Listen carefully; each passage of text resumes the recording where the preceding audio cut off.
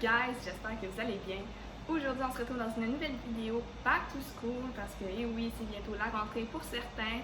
Moi, c'était cette semaine en fait. Alors, on salue tous ceux qui ont déjà commencé ou qui commencent la semaine prochaine ou dans 2 semaines, je sais pas comment ça fonctionne.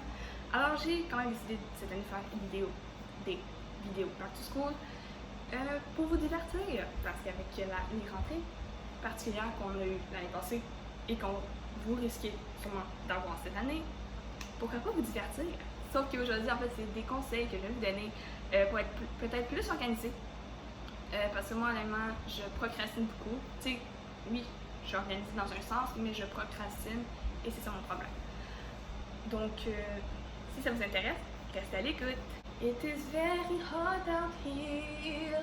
Désolée si vous entendez un bruit vraiment bizarre, c'est mon ventilateur. Donc, on salue le ventilateur. Donc, mon premier truc, en fait, pour la rentrée, c'est pas tant pour la rentrée, mais si tu veux être bien préparé, par exemple, quand tu as des examens, c'est stressant, c'est pas le fun, et encore moins étudier. Moi, ce que je fais un plan d'études.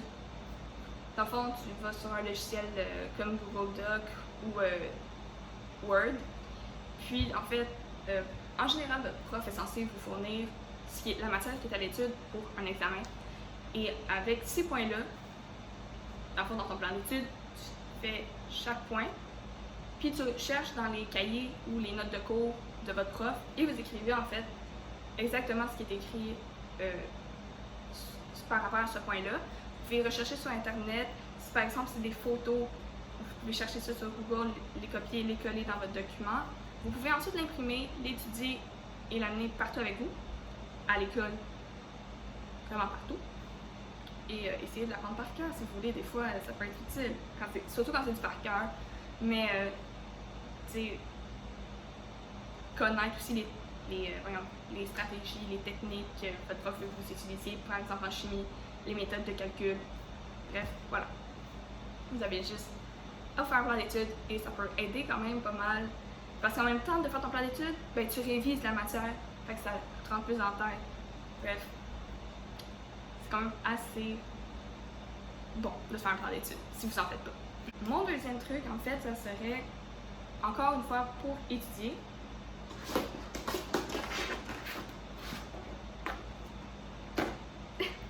Des cartons. Donc, évidemment, ceux-là, c'est 2 boîtes.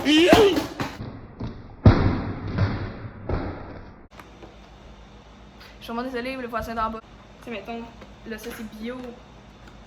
Mais t'as une section qui est pour un certain thème.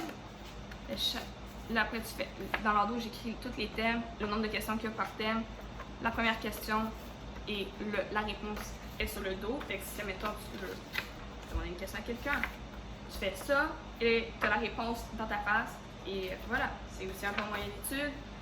Tu te fais un plan d'études et tu fais des questions comme ça à répondre.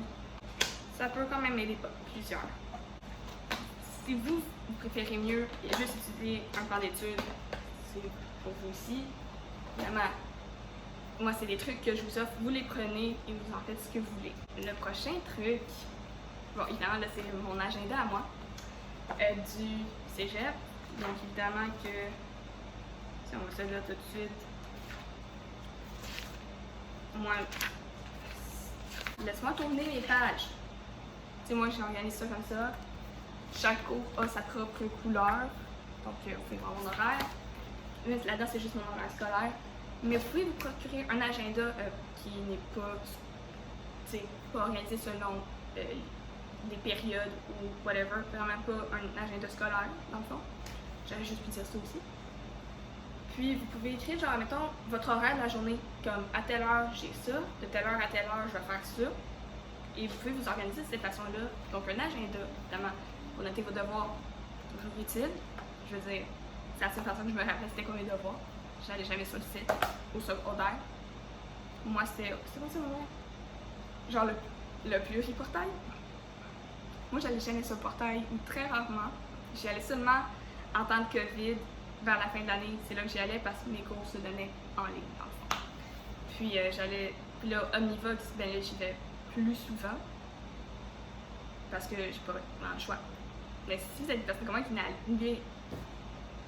qui ne va pas souvent sur le site de son école, eh bien, un agenda pour noter les devoirs, c'est toujours utile. Et aussi un agenda, si vous voulez, pour planifier votre journée. Parfois un planificateur aussi. Là, c'est vraiment plus pour la rentrée en tant que telle. Si jamais vous êtes aussi secondaire, cégep, whatever, vous allez avoir probablement une tonne de documents, surtout au secondaire. Là, c'est sûr, il n'y a rien là-dedans, il est vide. À la fin de l'année, de la session, ça devient lourd. Mais un classeur, ça peut toujours être utile. Tu as beaucoup de catégories, évidemment. Ça vient avec des petits cartons comme ça. Moi, j'ai réalisé que ça ne tenait pas dans les petites pochettes de même. Là. Ça partait, j'y perdais. Donc, j'ai commencé à prendre un Sharpie et à écrire directement dessus. Puis, de toute façon, tu sais où est-ce que tu les mets. Si t'es vraiment perdu, tu peux utiliser ça. Mais, ouais, non. Pour vrai, ça, c'est vraiment le fun parce qu'après, tu cherches ton document, ben, il est censé être là-dedans. Et quand tu le finis, tu le mets dans ton cartable ou dans ton portfolio ou ton DuoTime, whatever. Tu le mets où tu veux après. Si tu n'en as plus besoin. Si tu en as toujours besoin, garde-le dans ta pochette. C'est toujours utile. Et c'est très très utile pour moi. Même moi, en tout cas, mettons, tu as des devoirs à remettre. Ou juste à amener.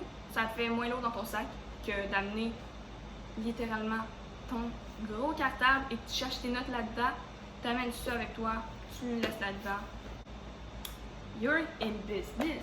Donc, mon dernier truc que je vous recommande de faire, surtout au cégep, oui, techniquement, tu es censé prendre des notes. Mais si tu es évidemment perdu comme moi, ça se peut que tes notes vont ressembler à ça. Pourquoi je souligne? Ben, en fait, chaque soulignage représente en fait une catégorie. Donc, on peut voir que ce qui est en jaune, c'est des exemples. Ce qui est en mauve, c'est voir telle page. Ce qui est en turquoise, c'est comme les petits titres. Les genres de sous-titres. Ce qui est en rouge, en fait, c'était dans les PowerPoint, c'est en gras ou en italique. Après ça, tu vois vraiment que les sous-titres, c'est d'une certaine couleur. Chaque gros titre était en rose. Puis quand c'était, admettons, les règles, ici, ben, j'ai souligné en vert. Puis sachant qu'à chaque matière et à chaque session, c'est jamais le même code, mais dès que je vois le cahier, je sais déjà qu'est-ce qui est important et qu'est-ce qui est moins important. Ah oui, puis même les numéros, des fois, je vais les souligner parce que ça m'aide, c'est un repère pour moi. Les définitions, c'est ici. Je vais les souligner. Comme ça, je vais savoir, ok, ça c'est une définition, parfait. Vous faire un code de couleur simplement, ça peut être très utile. Puis moi, ça me permet d'être plus organisée et de me repérer mieux dans mes notes de cours. Et voilà, c'est tout pour la vidéo. J'espère qu'elle vous aura plu. N'hésitez pas à laisser un thumbs up et à vous abonner si ce n'est pas déjà fait. Dites-moi donc dans les commentaires les genres de vidéos back to school que vous voulez voir. Puis, j'espère vraiment que vous allez peut-être prendre des trucs et ça va peut-être vous aider pour réussir votre année scolaire ou votre session. Maybe, who knows? Donc, sur ce, on se retrouve dans une prochaine vidéo. Bye tout le monde!